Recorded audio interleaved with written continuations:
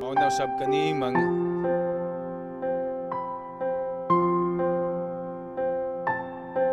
kani ang panahon nga ato na himuon ang ato ang hiniusa nga pag-ampo sa takna sa alas 7 sa buntag ingon nga buluhaton o ato relasyon ngadto sa ato ang Ginoo. Sa dili pa ta magahimo mga pinalangga nga mga tigpaminaw, among makigalaan sa galain nga dapit bisan pa man sa gawa sa Pilipinas nga nagahimo usab karon sa ato ang pag-ampo. Ako ipahat kaninyo ang pulong sa Ginoo sa nga makita sa Santiago kapitulo 5, 15 o 16.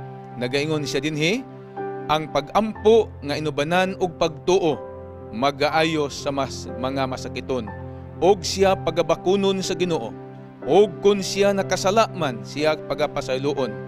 Busa ngadto sa usa ug usa pag sinugiray kamo og pag-ampo kamo aron kamo mga ayo.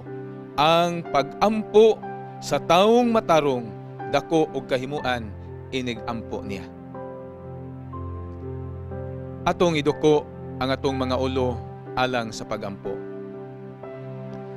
Amahan namo nga langitnon, tag-iya sa among hinulaman nga mga kinabuhi, magbubuhat sa tanan nga mga butang. Ikaw tako sa paghimaya, tako sa pagpasidungog, kay ikaw maayos tanang panahon sa imong mga anak, babae ug lalaki. Ginoo, kun asa mang dapita kami napakyas dinha kanimo, sa pulong man, sa buhat, og sa mga hunahuna, nga kami Ginoo ingon nga tawo, pagkadaghang panahon nga bisan pa man ang imong balaan nga espiritu masubo sa among mga binuhatan nga dili makatarunganon, palihog, sumala sa imong gisaad, palaa ang among tanan nga makapakyasan. Itugot Ginoo nga sa amo karong pag-atubang sa trono sa grasya, madawat namo ang mga sinaad nimo nga mga panalangin.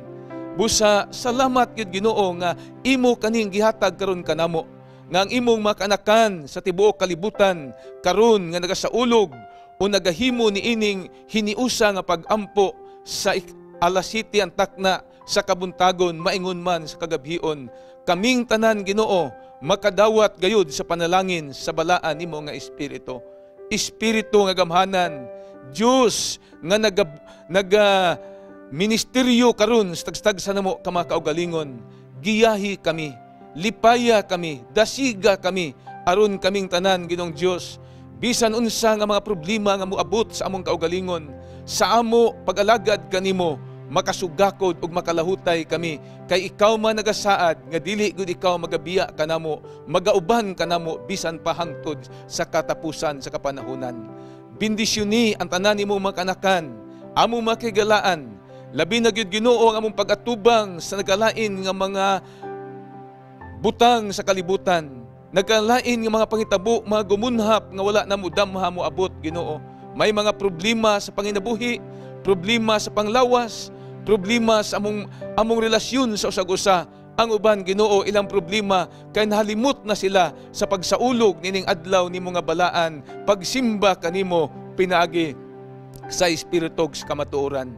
Itugot Ginoo nga kaming tanan nining takna sa kabuntagon, nining hiniusa namo nga pag-ampo, makabaton kami sa kasinatian nga ang imong balaan nga espiritu karon nagagahom kanamo, nga makahimo kami sa mga bulaton subay gayud sa balaanon nimo nga kabubuton.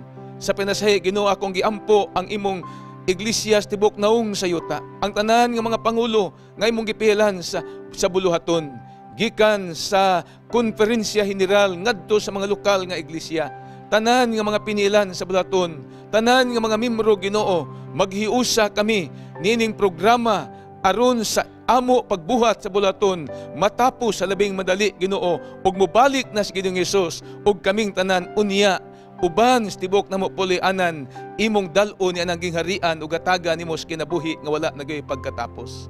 Ako sab giampo ang among nasod sa Pilipinas, ang pagpangulo sa amo pinalangga nga presidente, President Noynoy Aquino, tanan ng mga Senado tanan nga mga congressman, tanan nga mga pangulo sa kalain nga mga probinsya, kalungsuran, kasyudaran, og ingon man Ginoong Dios ang tanang lumulupyo nini nga nasod, unta kaming tanan makabaton sa paghatag giya sa imong balaan nga espiritu aron Ginoo ang among tumong og tinguha nganha kanunay kanimo og kaming tanan Ginoong Dios makabaton gayud sa kasiguruhan sa imong pagbalik nga walay usa kanamo nga dili maandam. Daghang salamat Ginoong Dios nga imo karong gitagaag higayon ang pagtubag ni tanan namong pagpangaliya ug amo lamang kaning pagadawaton pinaagi sa ngalan sa Dios Amahan, Diyos nga Anak ug Diyos nga Espiritu Santo. Amen and Amen.